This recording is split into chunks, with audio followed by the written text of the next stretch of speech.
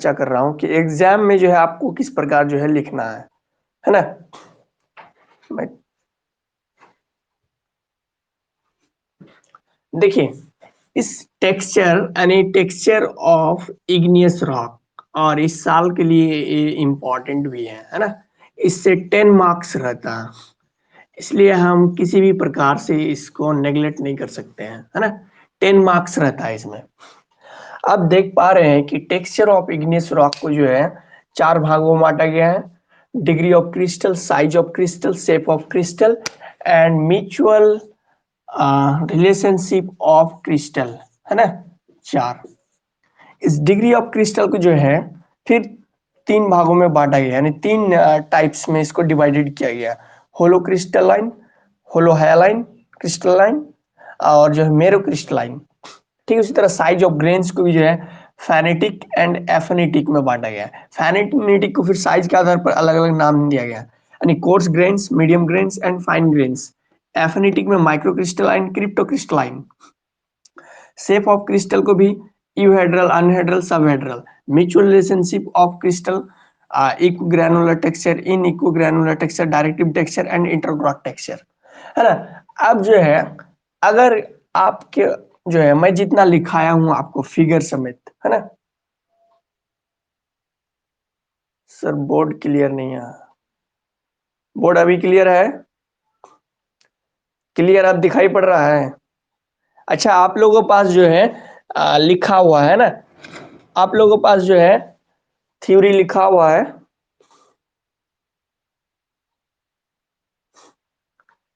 ना। थ्योरी आप लोगों के पास लिखा हुआ है बस, और मैं जो है ना, मैं जो बोल रहा हूँ उसको फॉलो कीजिए आप।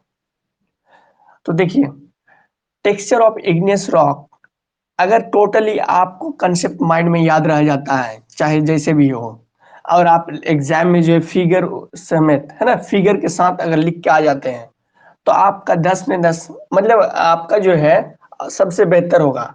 और एग्जाम में क्या होता है कि आपको पेपर की कमी नहीं रहता, है ना। पेज बहुत सारा रहता है, तो पेज को लेके टेंशन नहीं रहना है ना। तो क्या हो रहता है कि एग्जाम में बहुत सारा पेजेस रहता है, तो आपको यदि टेक्सचर आ जाता है, और जितना मैं यहाँ बोर्ड में ड्रॉ किया हूँ या आपको टेक्सचर के बारे में मैं पढ़ाया हूँ, सारा अगर लिख के आ जाते हैं तो और अच्छा है। अगर आप कह रहे हैं कि नहीं सर याद कैसे होगा, थ्योरी बहुत लंबा चौड़ा है ना, तो उसके लिए आपको क्या करना है मैं आपको बताता हूँ कि आप जो है टेक्सचर ऑफ इग्नियस रॉक के बारे में 2-4 लाइन जितना लिखना है लिख दिए। उसके बाद जो है इसको 4 टाइप्स ये आपको याद रखना है ना। 4 types of igneous, sorry, texture of igneous rock, है ना। तो इन 4 टाइप्स को जो है आपको याद रखना है, इसको तो लिख देना है ना। अब क्या करना है, जैसे ये होलो क्रिस्टल है ना, उसके बाद होलो हाइलाइन है, मेरो क्रिस्टलाइन है। तो यदि आपका ये यानी होलो क्रिस्टल के बारे में आपको अगर थ्योरी थोड़ा बहुत याद रहता है तो आप होलो हाइलाइन को आराम से लिख सकते हैं, मेरो को भी लिख सकते हैं, है ना। इसके अलावा जैसे फेनेटिक या फनेटिक, मतलब क्या है, ये एक दूसरे कहीं ना कहीं जो है जितना मैं लिखाया सब हेडिंग के रूप में, यानी शेप ऑफ क्रिस्टल जैसे हुआ, साइज ऑफ क्रिस्टल्स हुआ, डिग्री ऑफ क्रिस्टल हुआ, या म्यूचुअल रिलेशनशिप ऑफ क्रिस्टल, इनके जो मैं सब हेडिंग लिखाया ये कहीं ना कहीं एक दूसरे से ऑपोजिट है। और तीसरा जो पॉइंट है कहीं ना कहीं उन दोनों के, है ना, क्या है, आंशिक रूप से चर्चा किया गया है ना। जैसे आपका मैं अगर बात करूं मैं, जैसे यूहेड्रल अगर आपको याद रहेगा, है ना, यूहेड्रल एकदम जियोमेट्री फिगर के रूप में कोई भी, तो ये यूहेड्रल हुआ। और अनहेड्रल ठीक इनके उल्टा, मतलब कि ये जियोमेट्री फिगर के रूप में नहीं रहेगा, यानी यूहेड्रल के ठीक उल्टा रहेगा, है ना। तो आपका यदि यूहेड्रल का अगर कंसेप्ट माइंड में याद है तो आप इसको आसानी से लिख सकते हैं। तो यूहेड्रल का अगर पता होगा तो अनहेड्रल का लिख सकते हैं। जब आपका यूहेड्रल का पता है, अनहेड्रल का जो है उनके अनुसार आप लिख दिए, तो सब हेड्रल में कुछ भी नहीं है, बस दोनों का पार्ट है इसमें मिला हुआ। जैसे मैंने एक फिगर ड्रॉ किया था कल और बताया था कि ये जो है फलक के रूप में यानी हेड्रल के रूप में एक फिगर है ना। तो ये वाला फिगर जो है ये यूहेड्रल हो गया।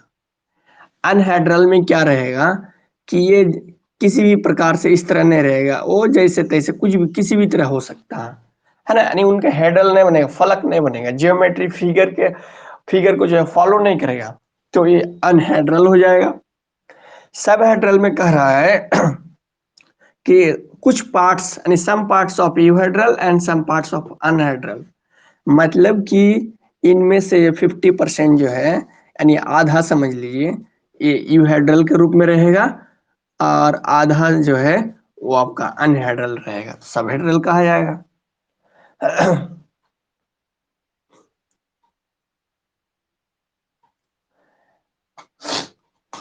है ना। तो अब जो है भाई जो है ना, मैं हिंदी में इंग्लिश में दोनों में ही बोल रहा हूँ, कंफ्यूज नहीं होना है ना। फल क्या क्रिस्टल, अफल क्या क्रिस्टल और अंश फल क्या क्रिस्टल, मैं टेक्सचर में हिंदी में जो पीडीएफ सेंड किया हूँ उसमें लिखा हुआ रहेगा। फल क्या क्रिस्टल, अफल क्या क्रिस्टल और अंश फल क्या क्रिस्टल, है ना। ब्रैकेट में मैं जो है इसको भी लिख दिया हूँ, यूहेड्रल अनहेड्रल एंड सबहेड्रल, है ना। जो पढ़ाना था टेक्सचर में मैं पढ़ा चुका हूँ, बस आपको समझाने के लिए। ठीक ठीक उसी तरह अगर आपको इक्को ग्रैनुलर टेक्सचर का याद रहता है तो आप जो है इन इक्को ग्रैनुलर टेक्सचर को आसानी से उसको डिफाइन कर सकते हैं, क्योंकि ठीक उनका उल्टा है ना। अब जैसे यहाँ है ना, तो ये था कि आपका जैसे होलो क्रिस्टल याद है तो आप होलो हाइलाइन मेरो को लिख सकते हैं, फेनेरेटिक याद है तो एफिनिटिक को लिख सकते हैं, है ना। माइक्रो को याद है तो क्रिप्टो को भी लिख सकते हैं। मतलब क्या कि विदाउट माइक्रोस्कोप के आप क्रिस्टल को नहीं देख सकते हैं। क्रिप्टो में क्या है कि माइक्रोस्कोप के हेल्प से भी जो है आप क्रिस्टल को नहीं देख सकते हैं। मतलब क्या कि ठीक इनके विपरीत है, यूहेड्रल के ठीक ऑपोजिट अनहेड्रल है ना। और इन दोनों का पार्ट्स अगर सब हेड्रल, अगर दोनों का पार्ट्स किसी फलक दिखाई पड़े, है ना, किसी फलक जो है फलक में दोनों का पार्ट्स दिखाई पड़े, यूहेड्रल हो या अनहेड्रल, तो सब हेड्रल कहा जाएगा, है ना। तो फिगर जो है माइंड में ड्रॉ रखना है और इनका थ्योरी इस तरह याद रखना है, यूहेड्रल एंड अनहेड्रल, है ना। ये तो हुआ, है ना। अगर आपको क्या कर रहा है, किसी स्टूडेंट को या किसी भाई को अगर, है ना, क्या होता है कि आपको अगर परिभाषा याद नहीं आ रहा है एग्जाम के टाइम में, एग्जाम देते समय आपको अगर परिभाषा याद नहीं आ रहा है यानी डेफिनेशन याद नहीं आ रहा है ना, तो आपको क्या करना है, डिग्री ऑफ क्रिस्टल के बारे में लिख देना है, जो जो 2-4 लाइन लिखना है या जितना भी याद है। अब जो है जैसे है होलो क्रिस्टल के बारे में यदि आपको डेफिनेशन जरा भी याद नहीं आ रहा तो आप डिग्री ऑफ क्रिस्टल के बारे में 1-2 लाइन जो लिखना है लिख दीजिए। उसके बाद जैसे है इसको क्लासिफिकेशन के रूप में 3 भागों में डिवाइड कर दीजिए, होलो क्रिस्टल, होलो हाइलाइन क्रिस्टल, मेरो क्रिस्टलन, है ना। उसके बाद जैसे है कि आगे बढ़ जाइए, है ना। साइज ऑफ ग्रेन्स के बारे में 2-4 लिखना है लिख दीजिए, उसका फेनेटिक एफिनिटिक, है ना, इसके अंदर माइक्रो एंड क्रिप्टो, इनका जो है क्लासिफिकेशन के रूप में ऐसे कर दीजिए। और इनका अगर फिगर माइंड में याद है तो फिगर ड्रॉ कर दीजिए। ये लास्ट पोजीशन में बता रहा हूं, यदि आपको डेफिनेशन किसी कारणवश याद नहीं आ रहा, शेप ऑफ क्रिस्टल्स 1-2-4 लाइन जो लिखना है लिख दीजिए। और क्लासिफिकेशन जो है क्लासिफिकेशन लिख दीजिए आप, क्लासिफिकेशन, है ना, यानी वर्गीकरण। उसके बाद इसको जो है इस तरह जो है लिख दीजिए और 3 नाम लिख दीजिए, यूहेड्रल, अनहेड्रल एंड सबहेड्रल। तो इसको अगर आपको डेफिनेशन याद नहीं आ रहा तो फिगर माइंड में याद रखिए, बस तीनों का फिगर ड्रॉ कर दीजिए, है ना। ये लास्ट पोजीशन में बता रहा हूं यदि आपको याद नहीं आ रहा। म्यूचुअल रिलेशनशिप ऑफ क्रिस्टल के बारे में 2-4 लाइन जो लिखना है लिख दीजिए। अगर डेफिनेशन याद नहीं आ रहा है, इक्को ग्रैनुलर या इन इक्को ग्रैनुलर या डायरेक्टिव और इंटरग्रॉथ, तो इनका जो है फिगर ड्रॉ कर दीजिए क्लासिफिकेशन बनाकर, है ना। तो आप लोगों को समझ में आ रहा है कि टेक्सचर में जो है क्या करना है, लेकिन किसी भी कीमत पर, किसी भी हाल में इसको जो है टेक्सचर यदि आ गया तो छोड़ना नहीं है ना। बहुत सारी स्टूडेंट लगता होगा कि ये लंबा चौड़ा ये है थ्योरी है, याद कैसे रखेंगे। तो मैं उनके लिए लास्ट स्टेप में बताया कि उनके लिए आखिर क्या करना है।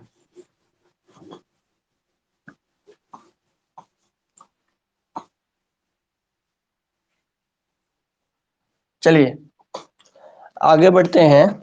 थोड़ा सा मैं चर्चा करूंगा 2013 के एमसीक्यू के बारे में, है ना। 2013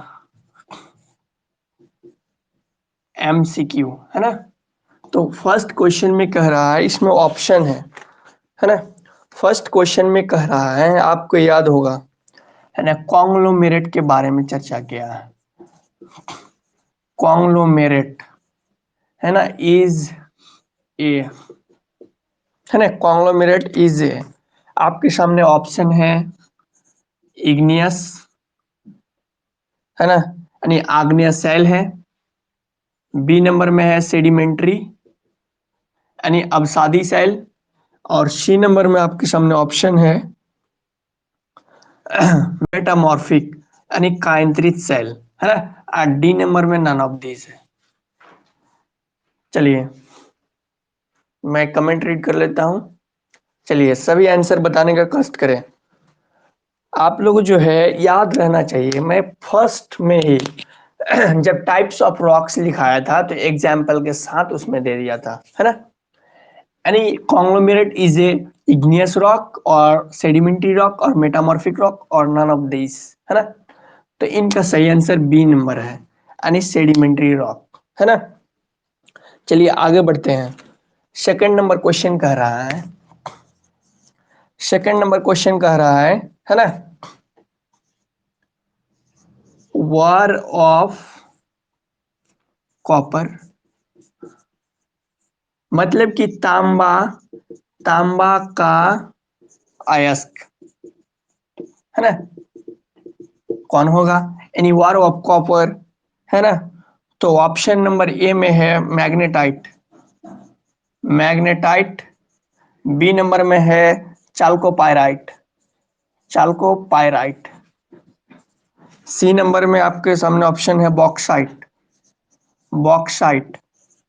और डी नंबर में है पायरोलुसाइट, पायरोलुसाइट। चलिए चाल्कोपाइराइट, यस चाल्कोपाइराइट सही आंसर है। चाल्कोपाइराइट, एकदम कंफ्यूज नहीं होना है। देख पा रहे हैं कि क्वेश्चन किस प्रकार रिपीटेड है। क्वेश्चन बहुत ज्यादातर क्वेश्चन जो है रिपीटेड क्वेश्चन है, इसलिए आपको कंफ्यूज नहीं होना है ना। तो वार ऑफ कॉपर, है ना, आंसर चाल्कोपाइराइट, है ना। यदि पूछा जाए चाल्कोपाइराइट, है ना, चाल्कोपाइराइट किसका वार है यानी अयस्क है, तो कॉपर का, है ना। क्वेश्चन ऐसे भी घुमा के पूछ सकता है, तो आपको जरा भी कंफ्यूजन में नहीं होना है। अगला क्वेश्चन कर रहा है तीसरा नंबर पे, है ना, कि Singhbhum, Singhbhum is famous for, famous for यानी सिंहभूम जो है किन चीजों के लिए प्रसिद्ध है। सिंहभूम किन चीजों के लिए प्रसिद्ध है। यह ऑप्शन में है आपके सामने कोलफील्ड, कोलफील्ड के लिए, गोल्ड फील्ड के लिए, गोल्ड फील्ड के लिए। सी नंबर में है कॉपर फील्ड के लिए। और डी नंबर में कह रहा है मैग्नीज डिपॉजिट्स के लिए, मैग्नीट डिपॉजिट्स के लिए, है ना। यानी कह रहा है Singhbhum is famous for, Singhbhum किन के लिए प्रसिद्ध है, कोलफील्ड के लिए, गोल्डफील्ड के लिए, कॉपर फील्ड के लिए और मैग्मा यानी कोयला, सोना, तांबा और मैग्नीज। चलिए कॉपर डिपॉजिट्स, यस बिल्कुल सही है, कॉपर डिपॉजिट्स, है ना। अगला क्वेश्चन जो है, चलिए एकदम भूलना नहीं है कभी भी। सिंहभूम जो है, सिंहभूम जो है कॉपर फील्ड के लिए प्रसिद्ध है। धनबाद की बात करें तो कोल फील्ड के लिए ये है। और अभ्रक की बात करें माइका तो कोडरमा है ना। चलिए यूरेनियम की बात करें तो जादूगोड़ा है। चलिए नेक्स्ट क्वेश्चन कह रहा है 4 नंबर में 4 नंबर क्वेश्चन भी आपको याद है, जिंदगी में भूलिएगा नहीं ये क्वेश्चन, है ना। कह रहा है इग्नियस इग्नियस रॉक, है ना। सॉरी, लिखा हुआ है, हाँ,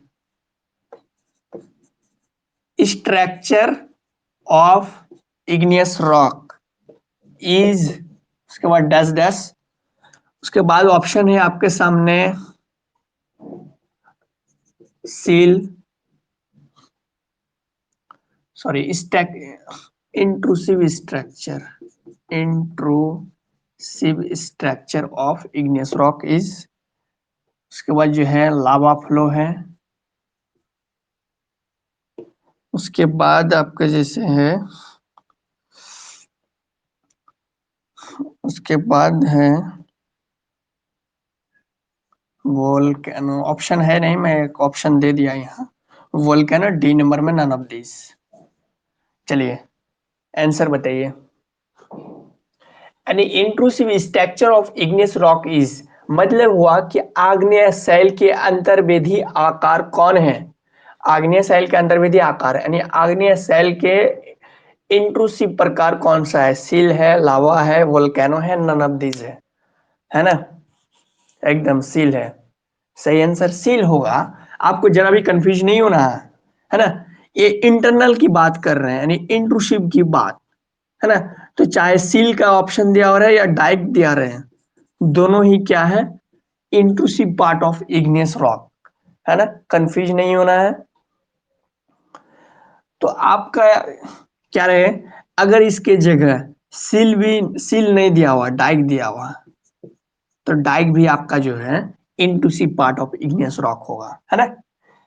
अगर क्या है कि ऑप्शन में ए नंबर में डाइक दिया हुआ है और ऑप्शन बी में सील दिया हुआ है, ऑप्शन बी में सील दिया हुआ है, तो ये है कि ऑप्शन सी में बोथ दे देगा, both A and B, A and B.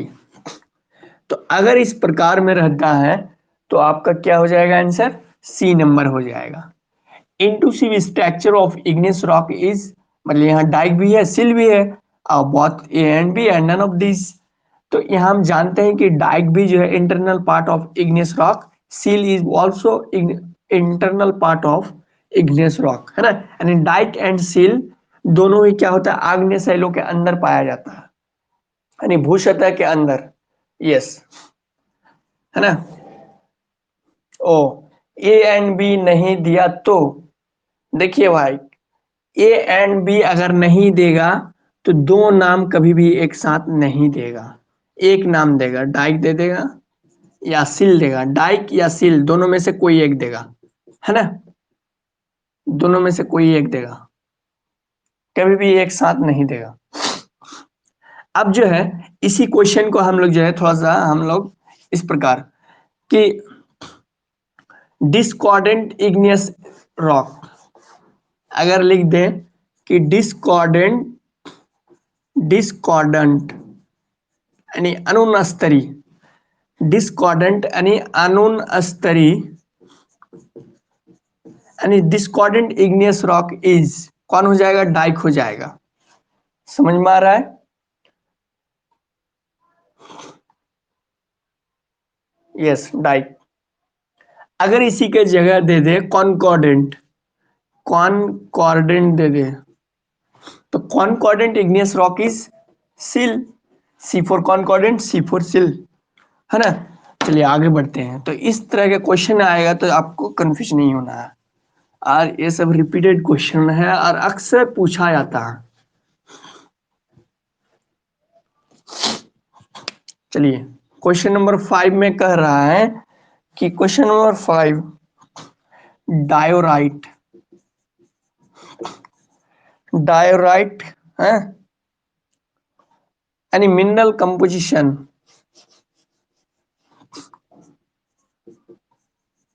Minerals composition of diorite,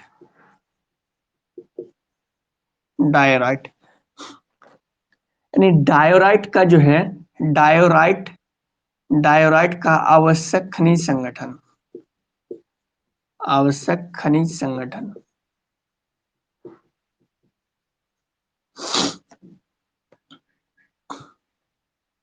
option number A में है आपका प्लेजियोक्लेज, है ना, प्लेजियोक्लेज। इसी में जो है कॉमा देखे ऑर्थोक्लेज, ऑर्थोक्लेज, हॉर्नब्लेंड, हॉर्नब्लेंड, और इसमें है बायोटाइट भी मिला हुआ है, बायोटाइट। बी नंबर में जो है ओजाइट है, ओजाइट है, प्लेजियोक्लेज है।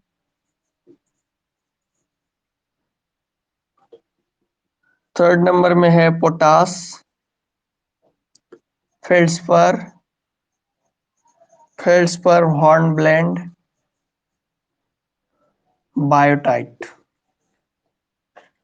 है ना। 4 नंबर में है क्वाटाज और ऑर्थोक्लेज। इसका सही आंसर जो है आपका ए नंबर में है ना, ए नंबर में है ना। यानी मिनरल्स कंपोजिशन ऑफ डायोराइट, यानी डायोराइट का आवश्यक खनिज संगठन के अंतर्गत प्लेजियोक्लेज भी आता है, ऑर्थोक्लेज भी आता है, हॉर्नब्लेंड भी आता है, बायोटाइट आता है ना। तो आपको कंफ्यूज में नहीं रोना है। नोट, कॉटेज एंड ऑर्थोक्लेज नहीं है, ये प्लेजियोक्लेज, ऑर्थोक्लेज भी है, हॉर्नब्लेंड भी है, बायोटाइट भी है ना। चलिए, तो आपको जो है क्या करना है, इसको याद कैसे रखना है ना, कि किसके बारे में बोलना है, डायोराइट, है ना, डायोराइट। तो डायोराइट को जो है, डायोराइट का आवश्यक खनिज संगठन को आप जो है इसका फर्स्ट लेटर ले लीजिए, इसका फर्स्ट लेटर लीजिए, है ना। आप ऐसे याद रखिए POHB, है ना, POHB, POHB, यानी POHB का कॉम्बिनेशन है ऑप्शन में, यानी क्या है, ये अगर दिया हुआ है POHB के फॉर्म में, यानी P से प्लेजियोक्लेज, O से ऑर्थोक्लेज, H से हॉर्नब्लेंड एंड B से बायोटाइट, है ना। तो POHB को अगर सेटिस्फाइड करता है ऑप्शन, तो minerals of composition of diorite हो जाएगा, है ना। कंफ्यूज में नहीं रहना। अगला क्वेश्चन कह रहा है, अगला क्वेश्चन आप सभी को पता है, अगला क्वेश्चन आप सभी को पता है, नाइसेज स्ट्रक्चर किसके अंतर्गत पाया जाता है, सेडिमेंट्री, मेटामॉर्फिक, इग्नियस और नन ऑफ दीज, है ना। नाइसेज स्ट्रक्चर यानी नाइसेज संरचना, है ना, नाइसेज संरचना किस प्रकार के चट्टानों में पाया जाता है, यानी किस प्रकार के रॉक्स के अंतर्गत पाया जाता है, नाइसेज स्ट्रक्चर, है ना, नाइसेज स्ट्रक्चर।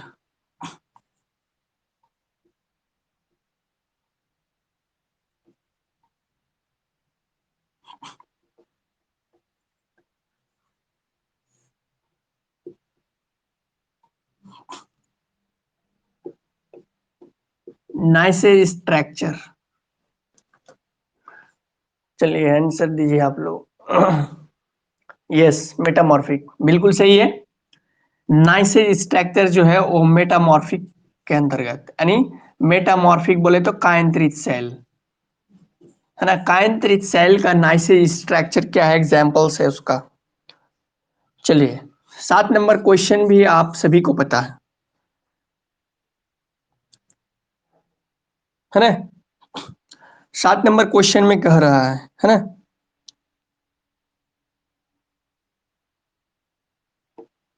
7 नंबर क्वेश्चन कह रहा है, पेट्रोलॉजी is the